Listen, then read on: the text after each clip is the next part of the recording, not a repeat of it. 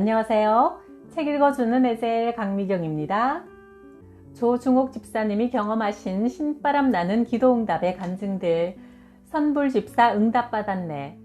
그리고 선불집사 축복받았네. 한번 들어보세요. 서울 궁동 빌라에서 살 때 당시 부동산 시장이 꽁꽁 얼어붙어 매매가 전혀 없을 때였다. 나는 이사를 가고 싶어 미리 감사 예물을 들여놓고 기도했다. 아버지, 우리 집 B035 좋은 값으로 팔아주셔서 감사합니다. 1년 동안 계속 기도하며 하나님의 응답을 기다렸다. 그 무렵 CBS 새롭게 하소서 방송에 출연했다가 알게 된 오진희 집사가 기도 부탁을 해왔다. 남편이 알코올 중독으로 가정이 파탄 직전입니다. 집사님, 그럼 우리 함께 20일 작정 새벽 기도를 합시다. 각자 사는 곳에서 아침 한 끼씩 금식하며 기도해요. 네, 그러지요. 감사해요. 그래서 우리는 그날부터 함께 새벽 기도와 한 끼 금식을 시작했다. 그런데 4일이 지나자 오진희 씨는 새벽 기도와 금식을 깨트리고 말았다. 내게 아무 귀띔도 해주지 않았지만 새벽 기도 때 오집사 가정을 위해 기도하는데 이상하게 심장이 두근거리고 마음이 불안하며 편치가 않아 아침에 전화를 해보았다. 오집사님, 혹시 무슨 일 있어요? 그러자 그녀가 냉큼 이렇게 대답했다. 나 작정기도 깨먹었어요. 시골 시댁에 명절새로 내려갔다가 새벽 기도도 빼먹고 금식도 끝냈으니 이제 전화하지 마세요. 내가 알아서 할게요. 나는 마음이 아팠지만 혼자서 작정기도를 계속했다. 주님과 약속한 것이니 나 혼자서라도 끝까지 지키는 게 도리라 생각했기 때문이다. 오집사와 약속한 20일 작정기도는 10월 13일 토요일 날 끝났다. 새벽 기도를 끝내고 차를 몰고 골목으로 막 진입해 들어오는데 맞은편 골목으로 빠르게 들어오는 차와 충돌할 수밖에 없는 급박한 상황이 벌어졌다. 하며 당황하여 어쩔 줄 몰라 돌처럼 굳어진 순간 눈 깜짝할 사이에 천사가 나타나 내 차를 확 뒤로 끌어 잡아당기는 게 보였다. 그 순간 나는 운전대를 붙잡고 하나님께 감사 기도를 드렸다. 오집사네 가정을 위해 중보 금식 기도한 것으로 내게 복을 주셨다. 기도 응답을 받을 만한 그릇이 못 될 때는 그를 위해 드린 기도의 축복이 기도자에게 다시 돌아온다는 사실을 깨달았다. 바로 그날 2시, 1년 내내 그렇게 기도해도 집 보러 오는 사람 하나 없었는데 누가 집을 보러 왔다. 그 자리에서 계약금 200만 원을 주며 쾌히 계약을 하는 게 아닌가. 중보 금식 기도가 끝난 바로 그날 1년 동안 팔지 못해 고민하던 우리 반지하 빌라가 팔린 것이다. 한 달 후 나는 안산 아파트로 이사했다. 반지하에서 살다가 새 아파트 6층에 살게 되니 숨통이 탁 터지는 듯 시원했다. 베란다 창으로 아름다운 전망을 바라볼 때마다 기도드렸다. 하나님 아버지, 감사합니다. 사람의 힘으로는 불가능한 일들을 주님께서 풀어주시는 것을 제 눈으로 봅니다. 분부만 내리십시오. 이 몸이 가루가 되어도 주님을 위해서라면 기쁘게 뛰겠습니다. 제게 베풀어 주신 은혜를 아직 하나님을 모르는 사람들과 나누게 해주세요. 사흘 금식을 하고 있을 때 사흘째 되는 날 마지막 3시간이 너무나 힘들었다. 날씨도 무더워 집 근처 삼성전자 대리점에 선풍기를 사러 갔다. 가게에 들어서자 성경구절 액자가 걸려있는 게 눈에 띄었다. 주의 은혜로 종의 집이 복을 받게 하옵소서. 사무엘하 7장 29절. 성구가 걸린 것을 보니 반가워 물었다. 교회 나가세요? 네, 집사예요. 제가 지금 사흘 금식이 2시간만 있으면 끝나니 온 김에 축복 기도를 해드릴게요. 그 가정을 위해 기도하는데 창세기 30장 30절 말씀을 주셨다. 내가 오기 전에는 외삼촌의 소유가 적더니 이제 번성하여 때를 이루었나이다. 하나님께서 내 수고를 보시고 외삼촌에게 복을 주셨나이다. 그 말씀을 전하고 선풍기를 하나 사들고 집으로 돌아왔다. 그런데 내가 다녀간 뒤 그 가게가 그날 하루 매상이 평소 한 달 매출을 다 올렸다는 것이다. 그 일이 동네에 소문이 나서 여러분이 찾아와 함께 예배도 드리고 전도하는 복된 기회가 되었다. 프로야구 쌍방울팀 전일수 선수의 아내가 초등학교 교사인데 그녀가 고3 때 그 어머니가 부천에서 이웃으로 나와 사이좋게 살아서 어느 날 기도 부탁을 해왔다. 우리 딸이 이번에 대학에 가는데 인천교대는 실력이 좀 부족해 춘천교대에 지원하려고 해요. 집사님 기도 좀 해주세요. 나는 중보기도 요청을 받을 때마다 기뻐서 몸이 부르르 떨린다. 아이고, 나 같은 것이 무엇이기에 기도를 부탁하는고. 나를 믿고 기도를 부탁하니 고맙기도 해라. 내 기도를 하나님이 들어주신다는 확신이 없으면 왜 기도 부탁을 하겠는가. 부족한 나를 하나님의 사람으로 믿고 기도를 의뢰해오니 나는 그저 감격하여 결사적으로 기도해 드린다. 기도를 부탁한 분들의 기대를 저버릴 수 없으니 열심히 산에 기도하러 가서 중보기도를 해드렸다. 주님, 그 딸이 춘천교대 합격하여 아이들에게 하나님의 사랑을 전하는 믿음의 교사가 되게 해주소서. 그렇게 간절히 기도드리던 어느 날 아침, 나는 그날이 수능 시험 날인 줄도 까맣게 잊어버리고 무릎을 꿇고 앉아 기도하는데 주님이 답안지를 쓱쓱 써내려 가시는 모습이 환상으로 보였다. 야, 합격이로구나. 나는 마음에 분명한 확신을 갖고 그 자리에서 바로 집사님에게 전화를 걸었다. 집사님, 따님이 춘천교대 합격했습니다. 내 마음에는 한치의 의심도 없었다. 얼마 후 춘천교대 합격 발표가 났는데 집사님의 딸은 장학생으로 합격했고 지금은 인천 지역 초등학교의 교사로 재직 중이다. 아들은 성남고등학교 야구선수였는데 야구부에서는 의뢰 시합이 있으면 고사를 지내고 그 고사에 필요한 돈을 걷는 것이 관례처럼 되어 있었다. 아들이 고사 지낼 돈을 내지 않자 따돌림을 당했다. 아들은 야구에 흥미를 잃어 그만두겠다고 했다. 나는 아들을 프로 선수가 되게 하고 싶어 아들을 붙잡고 그만두지 말라고 통사정을 하는데 주님의 음성이 들렸다. 딸아, 어찌하여 사람에게 사정하느냐. 내게 기도해라. 그래서 다니고 있던 서남교회 기도실에 가서 매일 기도하니 이런 마음을 주셨다. 프로 선수에게는 주일이 없다. 남이 쉬는 날 그들을 즐겁게 해주는 게 직업이니 주일날 더 바쁘게 일해야 한다. 아들은 야구를 그만두고 체육교사 자격증을 땄다. 기도하면 하나님은 가장 좋은 응답을 주신다. 내 아들이 초등학교 1학년 때 손등에 물사마귀가 많이 났다. 어느 날 사라지겠지 하고 나는 별 신경을 쓰지 않았지만 아들은 아주 거슬렸던 모양이다. 엄마, 이거 징그러워. 어떻게 없애? 수술해야 돼? 조금 있으면 저절로 없어질 거야. 안 돼. 친구들이 놀린단 말이야. 녀석의 표정을 보니 아주 심각했다. 그럼 엄마랑 같이 한 끼 금식하며 기도할까? 할 수 있겠어? 응, 할 수 있어. 아들은 아침밥을 먹지 않고 학교에 갔다. 그렇게 며칠 아침 금식을 하며 기도하던 어느 날 저녁, 아들을 목욕시키는데 다닥다닥 많이 붙어있던 물사마귀들이 후두둑 떨어져 나갔다. 손등이 거짓말처럼 깨끗해졌다. 기도의 능력을 맛본 우리 세 식구는 그날부터 가정예배를 드리기 시작했다. 간증집을 내고 나자 여러 교회에서 초청하여 집회를 하러 전국을 다니던 중 오래된 차가 고장나서 발이 묶여버렸다. 대중교통을 이용하면 산골짜기 시골까지는 찾아가기 어려워 안타까운 마음으로 기도했다. 하나님, 어디든 불러주시는 곳마다 찾아가서 하나님을 전하려면 차가 꼭 필요합니다. 며칠 후 친구의 딸이 전화했다. 기도 중에 하나님께서 권사님께 마티즈 한 대를 선물해 드리라는 마음을 주셨어요. 권사님, 이 차로 집회 다니세요? 그도 넉넉지 않은 형편에 한 달에 20만 원씩 할부로 사주었다. 나는 너무나 고마워. 하나님, 그 가정에 꼭 필요한 것으로 넘치게 갚아주세요. 기도드렸는데 얼마 전 기쁜 소식이 왔다. 아들이 귀한 그 집안에 아들 쌍둥이를 주셨단다. 우리의 기도에 가장 좋은 것으로 응답하시는 하나님을 어찌 사랑하지 않을 수 있겠는가. 오미숙 집사님이 내게 기도 부탁을 하셨다. 안양에 집을 샀는데 여기 살고 있던 집이 빨리 안 팔려서 전세로 놓고 가야 할지 고민이에요. 집이라는 것이 갑자기 팔리는 것이 아니기 때문에 우리는 한 끼씩 금식하며 20일 작정기도에 들어갔다. 10일째 되는 날 새벽 기도를 하는데 오집산에 집이 팔렸다고 하나님께서 음성을 들려주셨다. 그래서 아침 일찍 전화해서 물어보았다. 집사님, 집 팔렸어요? 아유, 조권사님, 그걸 어떻게 하셨어요? 어제 저녁에 급히 계약이 되었는데 제가 너무 경황이 없어서 미처 전화를 못 드렸네요. 권사님, 함께 기도해 주셔서 정말 감사해요. 이렇게 기도 응답을 받으니 너무나 신나요. 오집사는 원했던 가격에 집을 팔게 되어 기뻐 어쩔 줄 몰랐다. 제가 권사님께도 근사한 식사 대접을 하고 하나님께도 감사헌금 드릴 거예요. 하나님은 우리가 기도할 때마다 가까이 하신다. 신명기 4장 7절. 친척 결혼식이 있어 충남 온양에 갔다. 그 시골 동네는 미신이 아주 성한 곳이었다.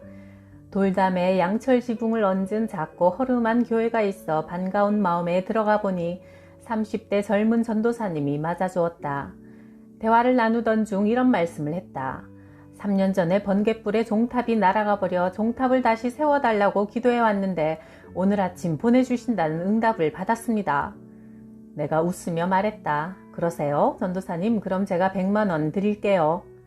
와, 제가 100만원 기도했는데 액수까지 정확하게 맞춰주시네요. 하며 기뻐했다. 몇 달 후 다시 그곳에 갈 일이 있어 들렀더니 교회 안이 한증막처럼 뜨거워 숨이 턱턱 막혔다. 이래서야 성도님들이 어떻게 온전한 마음으로 예배를 드릴 수 있을까? 안 되겠다. 에어컨을 마련해 드려야겠구나. 그래서 260만원을 드렸더니 전도사님이 이런 말을 했다. 권사님, 시골교회 목회하기가 하도 어려워서 제가 보따리를 딱 2번 쌌었습니다. 그런데 이상하게도 제가 보따리를 싼 그날마다 집사님이 나타나 마음을 돌려주셨어요. 그래서 나는 기도하는 사람의 발걸음은 하나님께서 인도하신다는 것을 다시 한번 깨닫게 되었다. 그날 나도 기쁜 마음으로 버스를 타고 집으로 돌아오는 길에 잠깐 잠이 든 사이 엉덩이가 뜨끈하더니 평소 괴롭던 좌골 신경통이 깨끗이 나아버렸다. 에어컨 한 대 값으로 신경통을 치료받았으니 얼마나 행복한 일인가. 부천 소사동에 살 때 집 근처 광문교회에서 매일 밤 40일 작정 철야 기도를 하러 가는데 기도하고 있으면 무엇이 와서 탁 때리고 머리카락을 확 잡아채곤 했다. 무서움을 이기려고 큰 소리로 기도하다가 잠깐 잠이 들면 또 목을 짓밟고 난리도 아니었다. 놀라서 눈을 떠보면 사방은 쥐죽은 듯 고요하기만 했다. 마침 그 교회 여집사님 한 분이 교회로 와서 기도하기에 대화를 나누었다.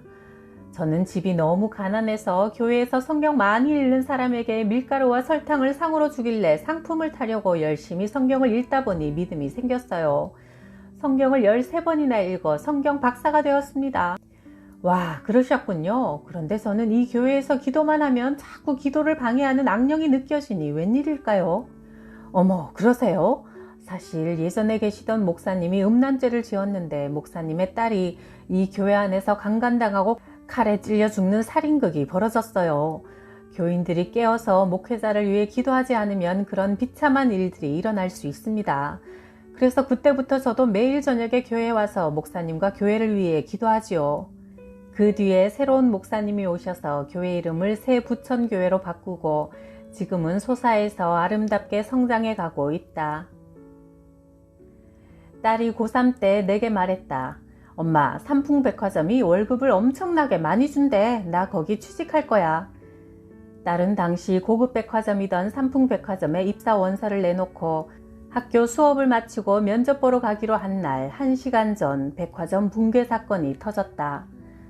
딸은 그 후 애경백화점에 알바를 나갔는데 거기서 만난 친구가 세브란스 병원 입사 원서 2장을 가져왔다. 둘이 같이 응모했는데 원서 사온 친구는 불합격하고 우리 딸만 합격이 되었다. 딸이 세브란스에 입사한 지 얼마 후 종합검사 가족 티켓이 나왔다. 부모는 50% 할인이 되었다. 엄마, 이번 기회에 종합검사 한번 해봐요. 뭐 특별히 아픈 데도 없는데? 미리 예방할 수 있으면 좋잖아요. 돈도 많이 안 드니까 해봐요. 그때 사실 내 몸이 자꾸 말라가던 중이었고 평소 건장하던 몸에서 살이 쪽쪽 빠지니 나는 오히려 즐거웠다. 그런데 왠지 자꾸 속에서 불이 올라오고 덥고 목이 말라 밤마다 1.5리터짜리 콜라 한 병을 다 마셨다.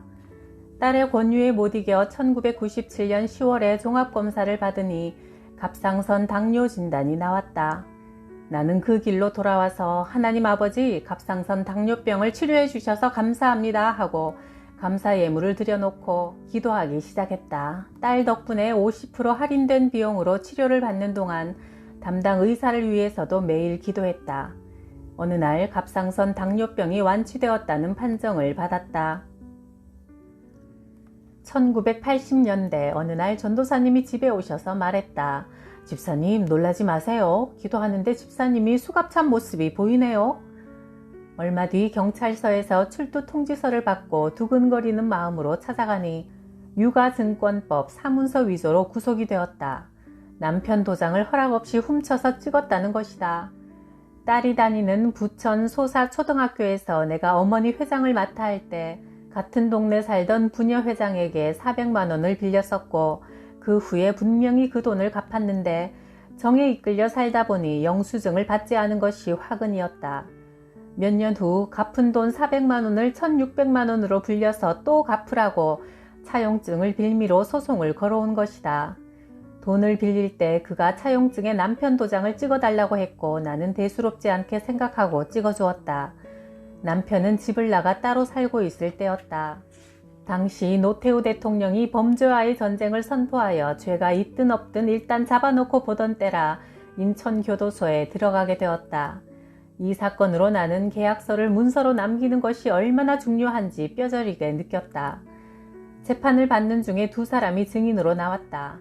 내 뒤를 이어 소사초등학교 어머니 회장을 맡은 남춘희가 말했다. 조중옥의 남편이 돈 빌리는 것을 제가 직접 봤습니다. 법관이 남춘희에게 엄한 목소리로 말했다. 증인이 위증하면 위증죄로 처벌을 받게 됩니다. 그러자 직접 보았다는 주장을 더 하지 못하고 그냥 가버렸다. 얼마 뒤 그의 남편이 88 고속도로에서 쓰레기차와 부딪혀 세상을 갑자기 떠났다. 대학 동창인 조갑숙이 상대방에게 돈을 받았는지 증인으로 나왔다가 그녀도 역시 판사의 추궁에 대답을 더 하지 못하고 우물쭈물하다가 증인석을 내려가 버렸다. 그녀의 남편은 부평 삼익피아노 대리점 사장이었는데 내가 감옥에 있는 40일 동안 갑자기 신경성 질환으로 돌아가셨다. 나는 교도소에 40일 있는 동안 하루 종일 성경책만 읽었다. 재판받는 날 아침 시편 50편 15절을 읽게 되었다. 환난 날에 나를 부르라. 내가 너를 건지리니 네가 나를 영화롭게 하리라. 나는 방 안에 있는 사람들에게 담대하게 말했다. 저 오늘 나가요. 제가 사용하던 물건들 이제 필요 없으니까 다 나눠 가지세요. 그러자 사람들이 고개를 갸우뚱거리며 물었다. 재판도 받기 전에 어떻게 알아요? 참 이상한 여자네. 내가 믿는 하나님이 오늘 내보내주신다고 말씀하셨어요.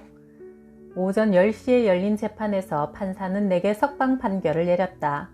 재판을 끝내고 오후 1시쯤 돌아와서 나 오늘 저녁에 나갑니다 하자 사람들의 눈이 휘둥그레졌다. 모두들 아침에 내가 말한 대로 된 것에 깜짝 놀랐다. 어머, 어떻게 그걸 미리 알았어요? 누가 연락을 해주었나요? 하나님이 살아계셔서 기도하는 자에게는 중요한 일을 미리 알려주신답니다. 여러분도 앞으로는 하나님을 의지하고 사세요. 그러면 이보다 더 놀라운 일들을 보게 되실 겁니다. 나는 전도하고 승리자로 감옥에서 나왔다.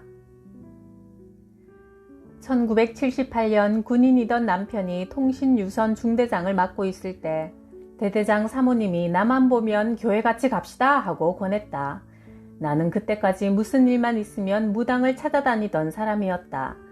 남편의 상관 부인이니까 잘 보이면 진급에 도움이 될 거야 하는 얄팍한 계산으로 교회에 따라간 그날 밤 사탄이 가만히 있지 않았다. 남편은 평소 아주 점잖은 신사인데 그날 저녁 남편에게 빗자루로 머리통을 어찌나 세게 얻어맞았는지 한밤중에 군의관이 마취도 안하고 7바늘이나 꿰맸다. 그때 너무나 놀라 다시는 예수 안 믿겠다고 결심하고 교회에 발을 뚝 끊었다. 1년 뒤 1979년 갑자기 박정희 대통령이 서거하고 전두환 시대가 되면서 남편은 옷을 벗어야 했다. 나는 눈앞이 캄캄해졌다. 앞으로 사회에서 무슨 일을 하며 우리 가족이 살아가지? 주위를 봐도 오랫동안 군생활 하신 분들이 전역해 사회에서 생활할 때 잘 적응하지 못하고 실패하는 경우를 많이 보았기 때문에 나는 마음이 까마득한 절벽 앞에 서 있는 듯 불안했다. 일단 남편의 퇴직금으로 부천 소사동에 집을 샀다. 당시는 부천이 개발되기 전이라 아주 시골이었다.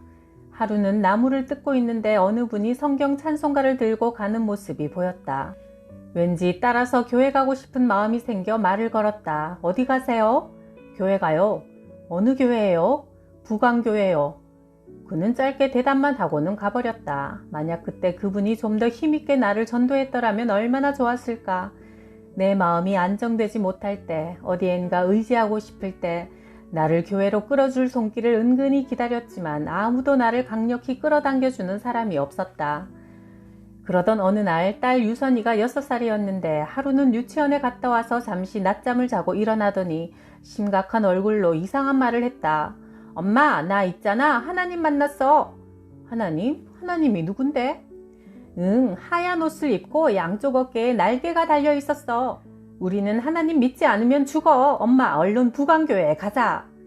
그날은 마침 수요일이었고 장대 같은 비가 쭉쭉 쏟아지고 있었다. 유선아, 비가 너무 많이 오잖아. 그러니 나중에 비 그치면 가자, 응? 평소 때를 쓰지 않는 순한 아이가 통곡을 하고 울면서 다리를 뻗대고 고집을 피웠다.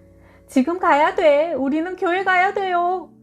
내가 빨리 일어서지 않자 유선이는 다리를 동동 굴러가며 울어댔다. 부광교회를 어찌 알았는지 교회 이름까지 말하며 울어대니 나는 아이의 손을 잡고 집을 나섰다. 우리를 기다린 듯 수요 예배가 막 시작되었고 진봉길 목사님의 설교 말씀을 듣자 내 마음에 믿음이 생겼다. 예수님이 나를 위해 십자가 위에서 물과 피를 다 흘리고 돌아가셨다는 사실이 믿어지니 얼마나 감사하고 행복한지 초신자 때부터 나는 주님께 자꾸만 무엇을 드리고 싶은 마음이 컸다. 한 번은 교회에 기도하러 갔더니 목사님 사택에 빨래가 산더미같이 쌓여 있었다. 목사님이 딸이 5인데 사모님은 신방 다니시느라 바쁘고 어려운 개척교회라 세탁기도 없으니 아이들 빨랫감이 쌓여 있는 것이다. 나는 당시 남편이 퇴직 후 8개월째 놀고 있어 돈이 없었지만 어떻게든 마련해서 목사님 댁에 기쁘게 세탁기를 놓아드렸다. 그리고 나서 얼마 후 남편이 현재 대우통신인 대한전선에 입사하게 되었다. 승진도 놀랍도록 빨라서 1년 후 과장이 되었다. 11조도 신나게 정성껏 드렸다. 그런데 보너스가 나오는 첫 달부터 도저히 아까워서 못 드리겠다는 마음이 들었다. 에이, 월급에서 11조 드렸으면 됐지 보너스인데 어때? 하고는 떼어먹고 말았다. 그랬더니 당장 그 다음 달 보너스부터는 내 손에 현금으로 들어오지 않고 3년짜리 증권으로 묶여버리고 말았다. 어느 날 사위한테서 전화가 왔다. 어머니, 기도 부탁 좀 드립니다. 제 이모님의 아들인 사촌 동생이 군대를 가는데 제 밑으로 오도록 기도해 주세요. 아직 하나님을 모르는 사촌 동생을 믿음으로 양육할 좋은 기회입니다.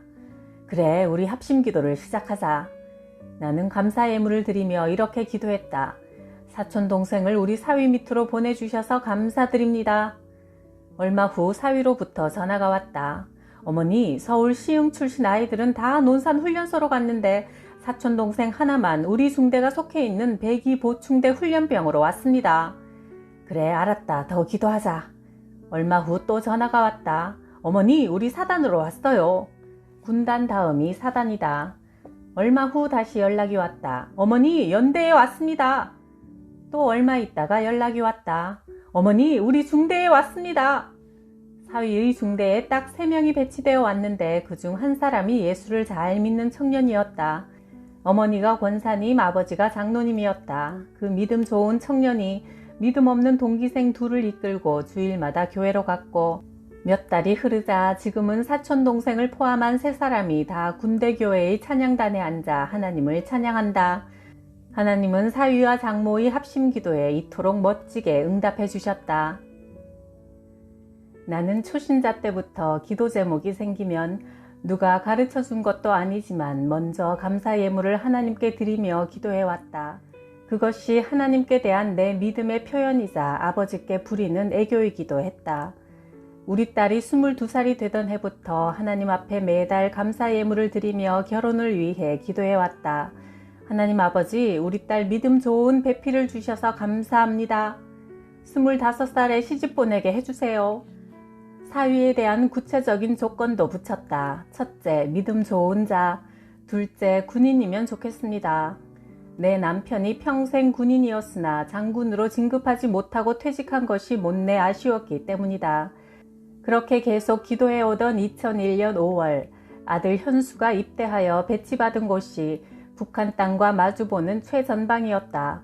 안쓰럽고 걱정이 되어 기도할 때마다 아들의 건강을 붙들어 주시고 힘이 들 때면 주님만 의지하도록 간구했다. 어느 날 기도 중 아들이 군대 생활을 무난히 잘 하고 있는지 아들이 속한 중대의 중대장과 통화를 한번 해보고 싶은 생각이 들었다. 네, 중대장 이승철입니다. 통화가 연결되자 그는 자기 신분을 밝히며 정중히 인사했다. 안녕하세요. 수고 많으십니다. 우리 아들 성품이 좀 여리고 고운 편이라 이번 군생활 동안 강하고 남자다운 성품으로 훈련시켜 주세요. 제가 중대장님을 위해서 하나님께 매일 기도할게요. 그러자 중대장이 이러는 것이다. 어머니, 저도 병사들을 위해 매일 기도하고 있습니다. 그 말을 듣는 순간 주님의 음성이 들렸다. 네 사위다. 나는 중대장의 얼굴도 보지 못했을 때다. 계속 기도만 하고 있던 1년 후 2002년 8월에 면회를 오라는 연락이 왔다. 그때까지는 아들이 면회가 안 되는 장소에 있었지만 이제부터는 면회 가능한 지역으로 배치를 받은 것이다. 나는 딸과 함께 아들을 면회하러 갔다. 얼마나 변했는지 몹시 궁금했다. 그런데 하나님이 또 생생한 음성을 들려주셨다. 중대장 면회를 신청해라. 네 사위다. 잠시 후 중대장이 면회실로 내려왔다. 나중에 알고 보니 중대장은 통상 면회를 하지 않는단다. 뇌물을 받는 등 부조리가 있을까봐 미연에 방지하는 차원에서 단속이 엄하단다. 그런데 나는 그런 사정을 전혀 모른 채 겁도 없이 신청을 했고 그 역시 자기도 모르게 발걸음이 움직여 면회실로 내려오게 되었단다. 안녕하세요. 중대장 이승철입니다. 군복을 입은 모습이 무척 단정하고 절도 있어 보였다. 얘는 현수 누나예요. 나는 32살이라는 중대장에게 딸을 인사시킨 다음 아들에 대해 이런저런 대화를 나누었다.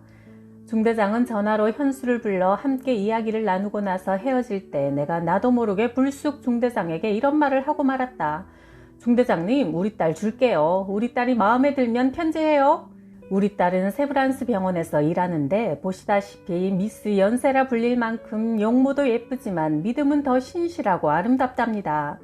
그런데 딸은 남자가 키가 작고 외모가 촌스럽다며 썩 내켜하지 않았다. 내가 봐도 영락없는 박정희 대통령을 닮긴 했다.